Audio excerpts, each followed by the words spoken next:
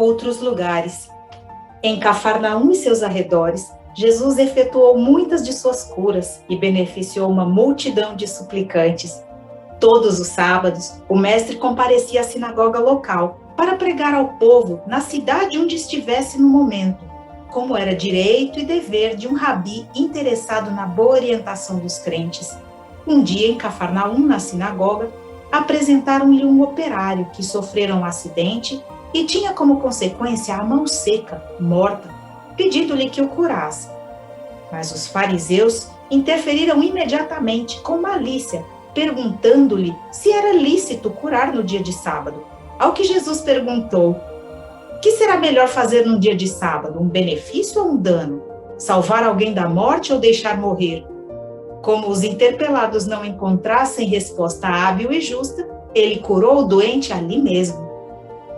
Esse modo de confundir os opositores em público, na resposta justa e honesta aos seus ataques, pondo a nu suas hipocrisias, despertava enorme rancor da parte dos fariseus, porque em cada encontro Jesus saía engrandecido e eles diminuídos. Todos os sábados surgiam dificuldades e discussões, porque Jesus andava sempre acompanhado de doentes, miseráveis, desvalidos de toda espécie, e jamais deixava de atendê-los pacientemente, não só curando-os de seus males, principalmente consolando-os, esclarecendo-os em suas promessas tantas vezes repetidas de que estava próximo o reino de Deus, e ele era destinado àqueles que cumprissem suas leis universais e eternas. O publicano Levi, de dentro de sua guarita, na subida da ponte do porto, de cujos impostos era o arrendatário, via essas coisas, ouvia o que diziam e, muito mais que isso, sempre que possível, ouvia suas pregações. E todas as vezes que Jesus por ali passava, saía da guarita e inclinava-se respeitosamente saudando-o, até que um dia aproximou-se mais, curvou-se e disse incisivamente: creio que o dia da salvação vem, como tu pregas, Senhor, porém eu ficarei de fora, por ser um homem impuro e cheio de imperfeições. Jesus, parando e olhando-o firmemente, respondeu: Deus anda sempre junto daqueles que têm o coração humilde. Deixa a tentação dos bens perecíveis e vem comigo. Então Levi, alegre, abandonou seu posto no mesmo instante e o seguiu, convidando-o logo depois para repartir o pão em sua casa, honrando-o com a sua presença. Tendo Jesus aceitado o convite, Levi convocou a vários colegas de profissão e os discípulos do mestre para aquela mesma noite. Por causa disso, surgiu um grande escândalo entre os fariseus, porque era dia de jejum, e alguns discípulos de João Batista que se encontravam na cidade protestaram em honra de seu rabi morto. E também porque os cobradores de impostos eram considerados ladrões e gente impura. Um rabi, portanto, não podia, segundo a lei, sentar-se e comer com gente dessa espécie. E se aglomeraram vários deles na frente da casa de Levi, reclamando em altas vozes, até que Jesus, saindo, esclareceu sobre o fato, dizendo: não disse o Senhor por Oséias: prefiro a misericórdia aos sacrifícios? Eu não vim chamar os justos à penitência, e sim os pecadores. E no outro dia, na casa da sogra de Pedro, o povo se reuniu em volta dele, muitos ficando de fora porque não havia lugar. E os fariseus, que não o largavam, buscando sempre motivos para comprometê-lo, entraram também para ver o que ele fazia. Jesus estava fazendo sua pregação de costume, quando a caliça do forro da sala começou a cair, abriu-se nele um buraco e fizeram descer por ali um paralítico deitado em uma padiola.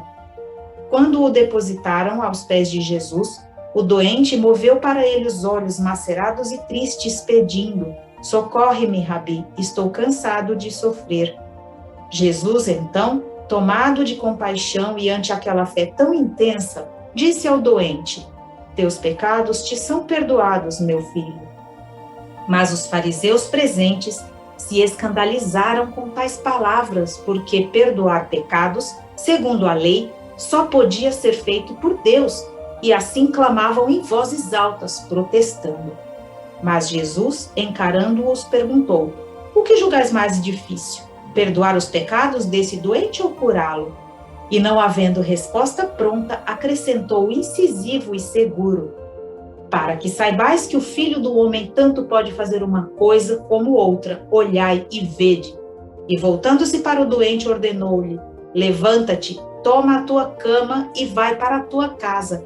E sob o maior assombro dos presentes, o paralítico levantou-se, desorientado e vacilante, colocou a padiola às costas e foi-se embora pelo corredor que a multidão, solícita e espantada, lhe abriu até a porta. Com estas coisas, a medida das hostilidades dos inimigos foi se enchendo, e a notícia de que aquele rabi era um contraventor da lei foi se espalhando pelos fariseus, dando margem a que muitos de seus seguidores ou simpatizantes fossem se afastando, muitas portas se fechando e muitos cortavam caminho para se desviarem dele, amedrontados. Então Jesus passou a levar seus discípulos para os campos e pomares próximos, fora da cidade, instruindo-os pessoalmente na sua doutrina de redenção pelo amor. Mas em um sábado, permitiu que colhessem espigas num trigal maduro e as comessem, porque estavam com fome. Isso deu margem a novas reclamações e represálias por parte dos fariseus por se apropriarem de trigo ainda não colhido e não separar da parte destinada aos pobres. Jesus, esclarecendo-os, perguntou se nos sábados os sacerdotes não realizavam, porventura, sacrifícios no templo, ou se não operavam circuncisão nesse dia. E se eles, fariseus, não sabiam que o próprio rei Davi, num sábado, estando com fome, penetrou o templo de Abiatar e comeu os pães destinados às cerimônias do culto.